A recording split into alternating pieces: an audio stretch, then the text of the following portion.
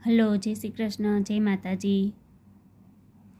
એક વાત તો સાચી છે કે આ દુનિયામાં છે ને, જરૂર હશે ને તો બધા 100 વખત પૂછશે, અને પછી એ લોકોનું કામ પૂરું થઈ જશે ને ત્યારે સામું પણ નહીં જોવે. કારણ કે સ્વાર્થીલી છે આ દુનિયાને, મતલબી છે.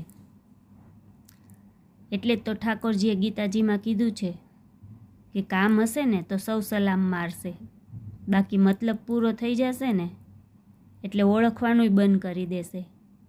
તો એવા વ્યક્તિથી હંમેશા હવે આપણે દૂર જ રહેવાનું, કારણ કે આ કડવા અનુભવ બોલે છે આપણને.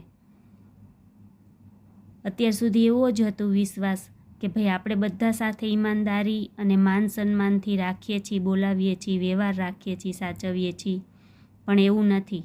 આ જમાનો સાવ બદલાઈ ગયો છે હવે. એટલે હંમેશા પરિવારને સાથ આપવાનો, પરિવારમાં હળીમળીને રહેવાનું,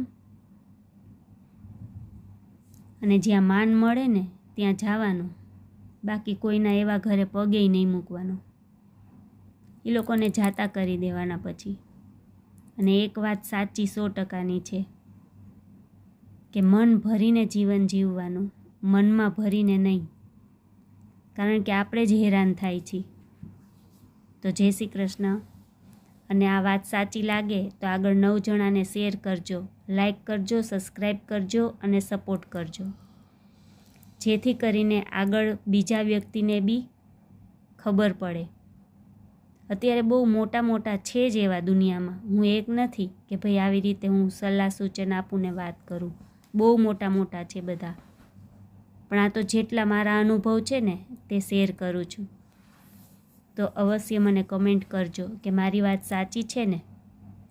જય શ્રી કૃષ્ણ.